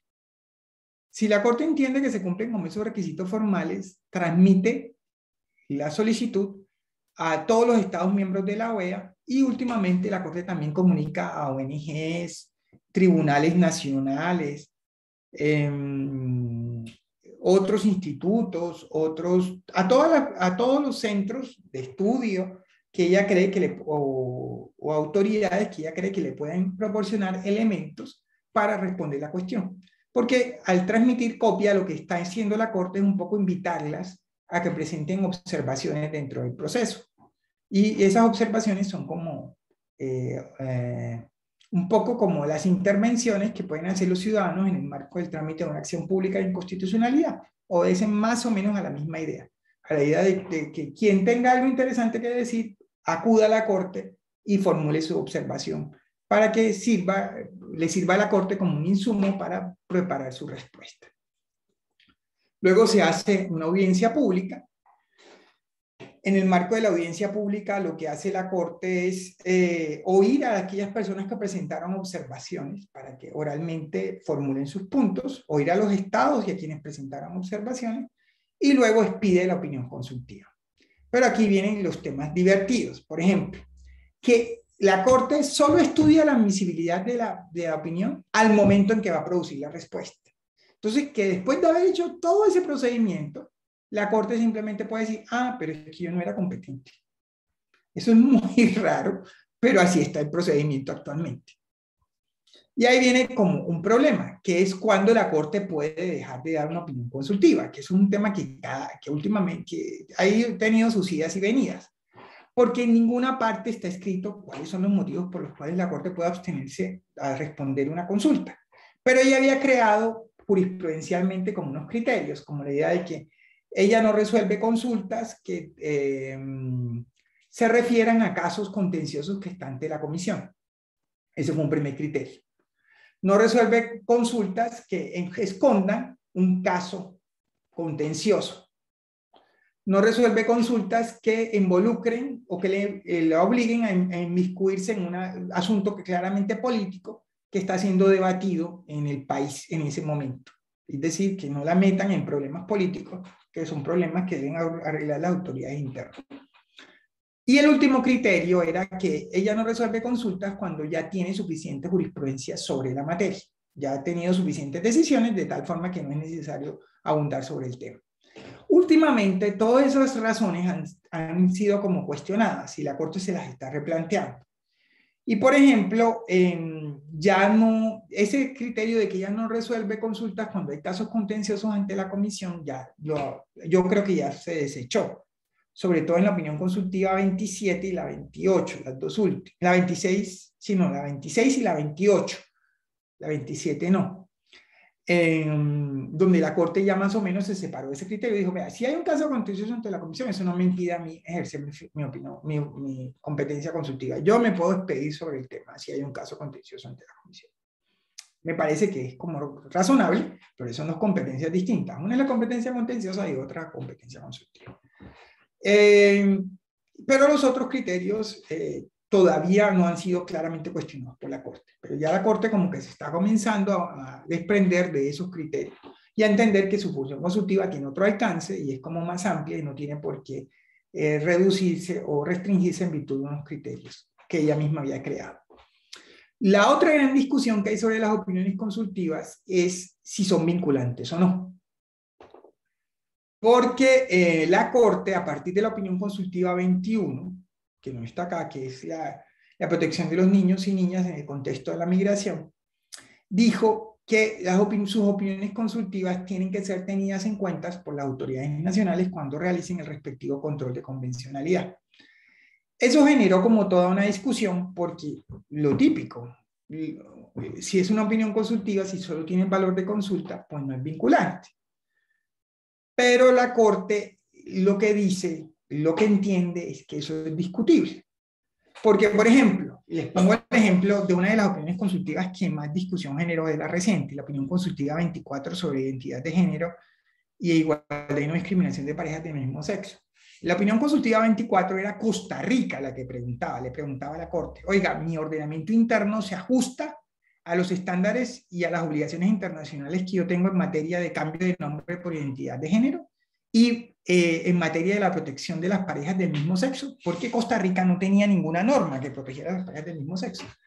Ni matrimonio ni no matrimonio, no tenía ninguna norma, ni siquiera que las protegiera patrimonialmente. Entonces la Corte le dijo, no, sus su derecho interno no se ajusta a los estándares internacionales. Entonces viene una pregunta. ¿Eso que le dijo la Corte vincula o no a Costa Rica? Pues que ese caso es muy difícil decir que no lo vincula, porque si Costa Rica pregunta sobre su ordenamiento interno, así lo que pida la Corte sea una opinión consultiva, sin duda está diciéndole, oiga, su ordenamiento no se ajusta a la Convención. Y recordemos que la segunda obligación que establece la Convención de los Estados es adecuar su ordenamiento interno. Y le están diciendo, su ordenamiento no se adecua a la Convención. Entonces, estaría clarísimamente incumpliendo una obligación convencional y debería adecuar su ordenamiento. Pero con esa opinión consultiva también pasa un fenómeno curioso. Entonces uno dice, bueno, frente a Costa Rica no hay discusión, porque Costa Rica estaba preguntando de su ordenamiento. Pero la Corte, en esa opinión consultiva, que fue lo que causó un terremoto, aquí, sobre todo en Costa Rica, dijo, ojo, los estados tienen que proteger a los parejas del mismo sexo. Y sí, por supuesto tienen que garantizar una protección patrimonial, eso ni se discute, eso ya yo lo dije, lo había dicho en un caso contra Colombia, Duque contra Colombia, entonces eso es irrelevante, eso ya lo había dicho. Pero lo que más importante, dice la Corte en esa opinión consultiva, es que los estados no pueden discriminar por razón de orientación sexual. Y no es que deban garantizarle un mínimo de protección, tienen que garantizarle la misma protección que a las parejas heterosexuales. Y si usted tiene figuras como matrimonio o unión libre de voto, todo se lo tiene que extender a las parejas homosexuales. Eso causó aquí un terremoto, esa opinión consultiva salió en medio del proceso electoral, un candidato que era un pastor protestante hizo su campaña contra la opinión consultiva y casi lo elige presidente. Bueno, entonces eso fue como un terremoto aquí en Costa Rica. Pero el asunto curioso es que, pese a ello, bueno, finalmente todo se aquietó y Costa Rica modificó su ordenamiento y ahora tiene matrimonio igualitario. Eso es anecdótico. Pero lo curioso es que Ecuador, la Corte Constitucional del Ecuador, decidió que la opinión consultiva 24 no solo vinculaba a Costa Rica, vinculaba a Ecuador con un INRI, que la Constitución ecuatoriana es bastante avanzada y dice que se le reconocen todos los derechos a las parejas homosexuales, idénticos a las parejas heterosexuales, salvo uno, el matrimonio. Entonces, era otro caso. Y en Ecuador lo que se discutía es que, bueno, para que las parejas del mismo sexo se puedan casar hay que cambiar la Constitución, porque la Constitución decía, tienen todos los derechos salvo el matrimonio. Ese sí no lo tiene, lo decía expresamente, bueno, más o menos expresamente. Y la Corte Constitucional del Ecuador decidió que la opinión consultiva 24 vinculaba al Ecuador y dijo que había una incompatibilidad entre la Convención y la Constitución y que había que inaplicar la Constitución del Ecuador y que por lo tanto sí tenían derecho a casarse. Entonces fíjense que es una discusión muy interesante porque lo que entendió la Corte Constitucional del Ecuador es que la vinculaba a una opinión consultiva inclusive emitida contra un tercer país. Pero eso es otra discusión, eso es un tema bien interesante, bien, digamos, bien a la luz del derecho constitucional comparado, es bien complejo la cuestión que se planteó. Bien, sigamos, porque bueno, no mentira, no voy a hacer como una maratón loca, voy a revisar rápidamente si hay preguntas que se relacionen con los temas.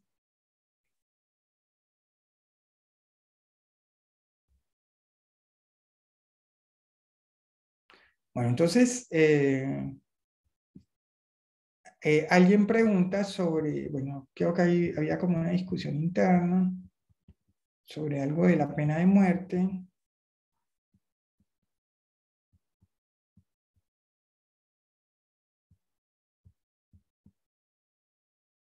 Bueno, la verdad es que la pena de muerte, bueno, en Colombia el artículo 11 de la Constitución prohíbe la pena de muerte. Pero yo les dije, la Convención Americana sobre Derechos Humanos, que es el mismo Pacto de San José de Costa Rica, no prohíbe la pena de muerte en su artículo 4. Lo que establece la Convención Americana es que solo se puede aplicar la pena de muerte para los más graves delitos. Lo que prohíbe la pena, el tratado que hace referencia a la prohibición de la pena de muerte es el protocolo adicional a la Convención sobre pena de muerte, que establece que los países que suscriban ese protocolo se comprometen a erradicar la pena de muerte de sus respectivos ordenamientos. Entonces, la Convención no lo prohíbe, lo que lo prohíbe es el protocolo adicional a la Convención Americana de Derechos Humanos sobre pena de muerte. Bien. Doctor. Sí, adelante. Doctor, bueno, yo he escrito la pregunta, mi nombre es Nora Pino. Yo quería hacerle la pregunta. con respecto a los jueces de la Corte, ¿quién los elige? Bien, muy bien. ¿Cuáles son los requisitos? Y la otra es, digamos, porque es que hay uno colombiano, entonces mi pregunta también va es, ¿la persona se postula sola o el Estado es quien lo postula? Muy bien, muy pertinente su pregunta. Entiendo que Nora, es que no me aparece su nombre. Me recuerda, ah, sí, perfecto, Nora. Porque usted estaba preguntando eso por el chat ahora mismo. Sí, sí, señor. Bien. Muy bien, entonces, volviendo a este tema. Los jueces.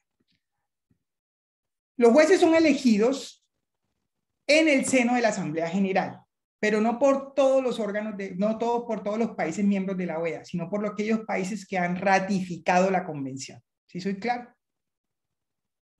Entonces, no todos los países de la OEA han ratificado la convención y por lo tanto no todos los países que son parte de la OEA pueden elegir a los jueces. Entonces, solo los eligen aquellos países que han ratificado la convención. ¿Qué son cuáles países? Son estos. Venga, esto está más adelante.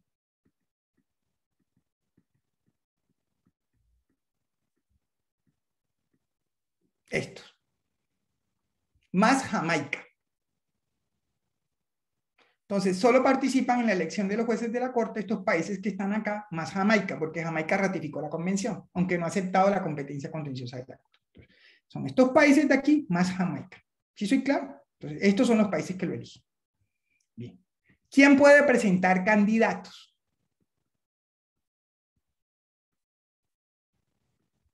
Pueden presentar candidatos, aquí sí, cualquier país. Bueno, pero aquí también hay dos reglas distintas.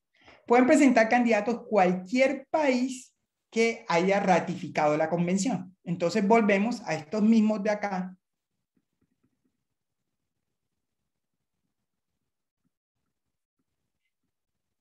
Más Jamaica. Pero los candidatos los presentan los países. Cada país puede presentar hasta 3 candidatos. Pero los candidatos no necesariamente tienen que ser nacionales del propio país, pero sí tienen que ser nacionales de un Estado miembro de la OEA. Por eso es que ha habido 2 jueces norteamericanos. Porque aunque Estados Unidos no es parte de la convención, terceros países han presentado como candidatos a jueces norteamericanos. Por ejemplo, Burgenthal. El juez Burgenthal es norteamericano, es de nacionalidad norteamericana, y fue presentado por un tercer país, fue elegido juez de la Corte. Bien.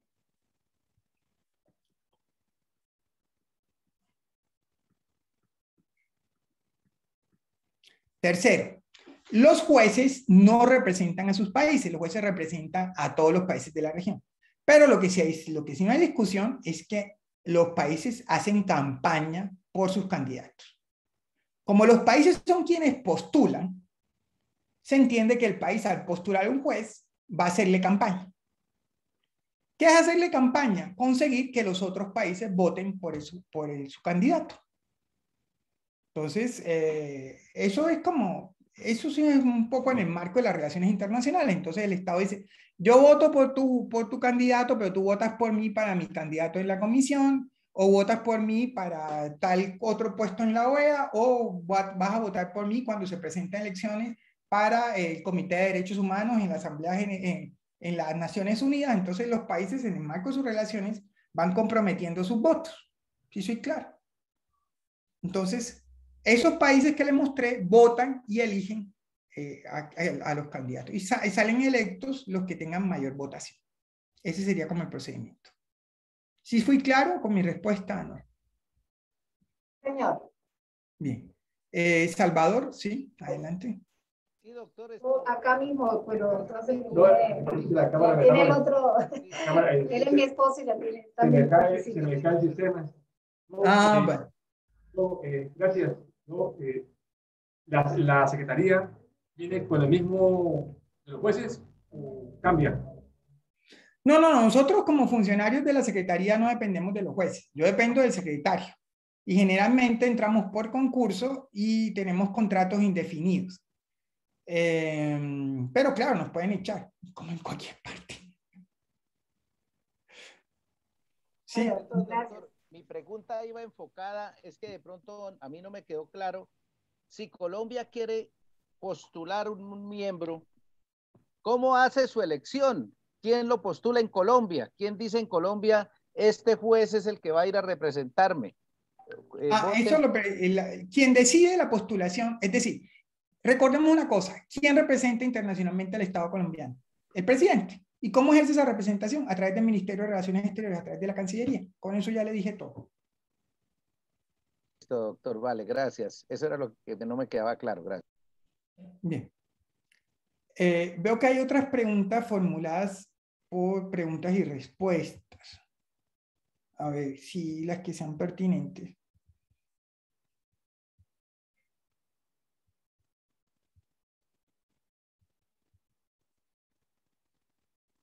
Ah, bueno, sí me pregunta María del Pilar que si los jueces pueden ser funcionarios públicos en sus países de origen. Eso es bien complicado, María del Pilar, es una pregunta compleja. ¿Por qué? Porque yo ya les dije que hay un primer asunto, que es, ay, no puedo cerrar esto, mi computador se bloqueó, que es que los jueces no son permanentes, entonces ellos se tienen que ganar la vida en sus países de origen. Ellos tienen que trabajar en sus países de origen, porque si no, ellos no pueden vivir como de la nada. Hay unos que son jubilados, que son pensionados, entonces, pero aquí lo importante, para no seguir con la anécdota, es el estatuto de la Corte. El estatuto de la Corte es el que establece las incompatibilidades para ser juez. Y en esas incompatibilidades está la de ejercer cargos, pero solo en la rama ejecutiva del gobierno, que impliquen dependencia. Es decir, en principio no estaría vedada la posibilidad de que el juez fuera funcionario público, salvo que ocupara un cargo en la rama ejecutiva que le implicara dependencia dentro de esa rama ejecutiva.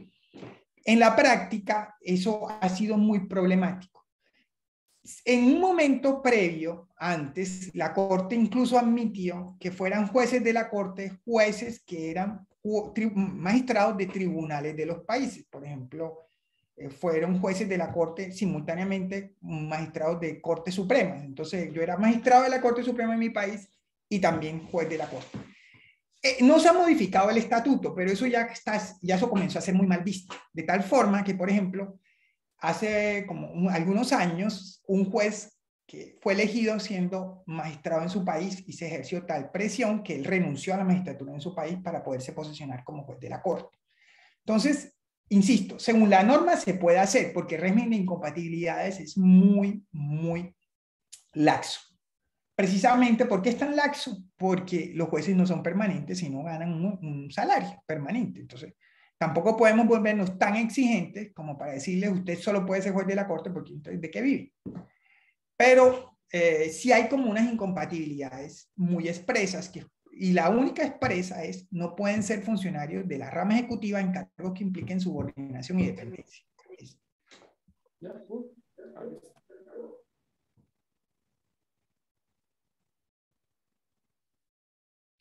Me pregunta Julián David sobre el protocolo adicional sobre la pena de muerte. Sí, al ser protocolo, insisto, lo que se llama protocolo es un tratado y los tratados son obligatorios para los países que lo firman. Ah, bueno, me pregunta Felisa qué calidades deben tener los que se postulan como jueces. Deben tener las mismas calidades para ocupar el máximo cargo dentro de la rama judicial dentro del país que los postula. Entonces, solo se pueden presentar en Colombia quienes reúnan. Colombia solo puede postular como candidatos a jueces que reúnan los requisitos para ser magistrado de alta corte. Así de simple. Y eso depende del ordenamiento del país que los postula. Y, bueno, otra cosa es que no pueden haber no pueden haber dos jueces de la misma nacionalidad. Y creo que había una última pregunta. Sí. Que si no estén, no, por supuesto, nada está exento de la posibilidad de política y de negociaciones. Yo ya les expliqué. El proceso, por per se, es un proceso donde los estados negocian. Algunas personas se han quejado de de que se me va la voz, de que no me oyen, pero otras dicen que no. Entonces yo entiendo que no, que han conseguido como sortear eso y que la clase no ha tenido problemas de conexión. Entonces, si me estoy equivocando, por favor, aclárenme. Bien, entonces llegamos a las 12 hora colombiana, y al ser las 12 hora colombiana, vamos a hacer la pausa del mediodía. Esta pausa se acaba a las 2, pero a las 2 lo que vamos a hacer es vamos a reiniciar con un taller que yo al principio yo tengo un problema de conexión porque tengo que hacer una actividad y voy a tomarme algún tiempo, entonces ustedes van a tener de las 2 a las 3:20 más o menos para resolver ese taller.